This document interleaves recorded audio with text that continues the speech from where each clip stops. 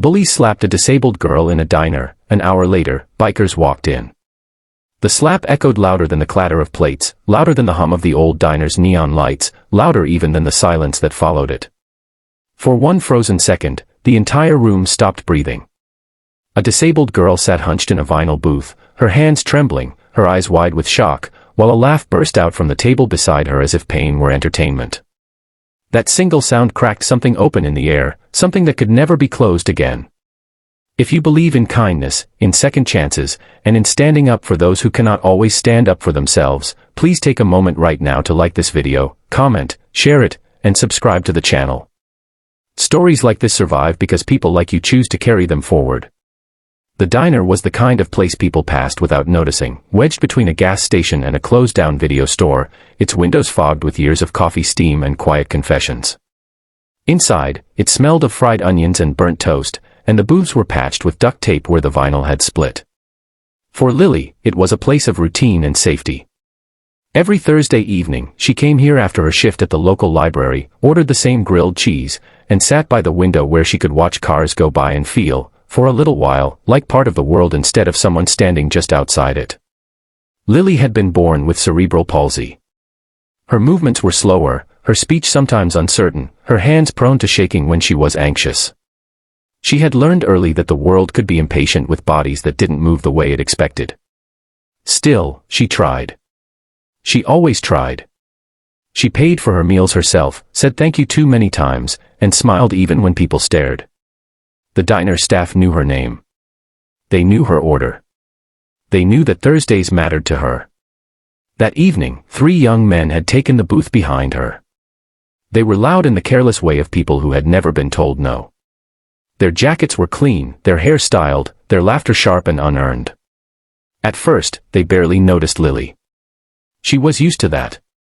But when her hand shook as she lifted her glass of water and a few drops spilled onto the table, something cruel sparked in their eyes. Mockery began softly, disguised as jokes meant for each other, but it crept closer with every word. Lily tried to shrink. She stared at her plate, focused on the steam rising from her sandwich, counting her breaths the way her therapist had taught her. Ignore it, she told herself. Just eat. Just wait. It would pass. It usually did. But cruelty, once invited, rarely knows when to leave. One of them leaned too close. Another laughed too loud. And then, in a moment that would replay in Lily's mind for months, a hand lashed out. The slap landed across her cheek, sudden and sharp, snapping her head to the side. The sound cut through the diner like glass breaking. Her fork clattered to the floor. Her face burned, not just from pain, but from the humiliation that followed, from the way people looked down or away, unsure, afraid, silent. The bullies laughed. Someone at the counter muttered something under their breath. A waitress froze with a pot of coffee in her hand. No one moved fast enough. Lily's eyes filled, but she refused to cry. Crying had never helped before. She reached for her bag with shaking fingers, her body stiff, her heart pounding so hard it hurt. She just wanted to leave. She just wanted to disappear. She didn't see the man at the far end of the diner stand up. He was older, his hair streaked with gray, his leather vest worn thin from years of road and weather. He had been drinking black coffee, watching the rain streak down the window. When the slap sounded, his jaw tightened. He didn't shout. He didn't rush forward. He simply paid his bill, helped Lily pick up her fork, and walked her to the door with a gentleness that steadied her shaking more than any words could have. Outside, he told her she wasn't alone. He told her to go home. He told her that some things didn't end the way they started. An hour passed. The diner settled back into its uneasy rhythm. The bullies, emboldened by the lack of consequences, ordered more food, louder now, careless. The staff worked around them, resentment simmering beneath forced smiles. Rain continued to fall, tapping against the windows, blurring the world outside into streaks of gray. Then the sound came. At first, it was distant, like thunder rolling in from far away. Low. Heavy. Growing. The ground itself seemed to vibrate. Heads turned toward the door as the sound resolved into engines, dozens of them, synchronized and deliberate. The neon lights flickered as shadows crossed the windows, broad and unmistakable. The door opened. One by one, bikers walked in, leather jackets dripping rain, boots thudding against the worn tile. They didn't shout. They didn't threaten. They filled the room with presence alone, a wall of quiet strength that pressed against every corner. Their patches told stories of miles traveled, of losses endured, of bonds forged far from places like this diner. The man from earlier was among them, his eyes calm, his posture steady. The bullies went pale. Laughter died in their throats. Suddenly, they were aware of how small they were, how exposed. The diner felt different now. Safer. Heavier. Like justice had weight. No punches were thrown.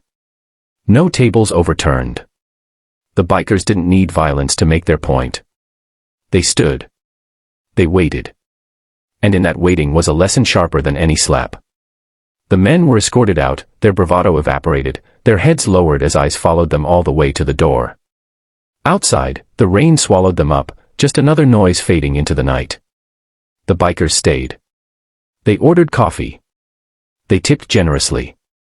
They spoke softly to the staff, thanking them, reminding them that silence was not their fault, but it could not be the ending next time. One of them left a note on the counter with a number written in careful ink. For Lily. For anyone who ever needed help getting home. Word traveled fast in a town like that. By morning, everyone knew what had happened at the diner. By afternoon, Lily knew too.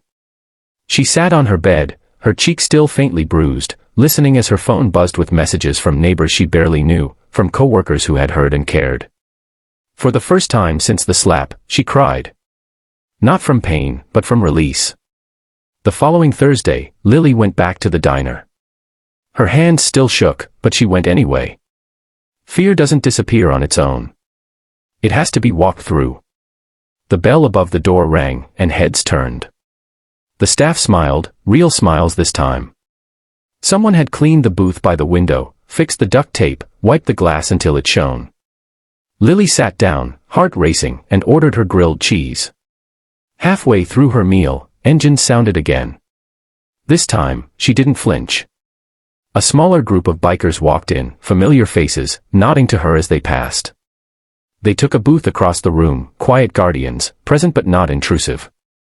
Lily felt something new settle into her chest. Not just safety. Belonging. Weeks turned into months. The diner changed. People spoke up more.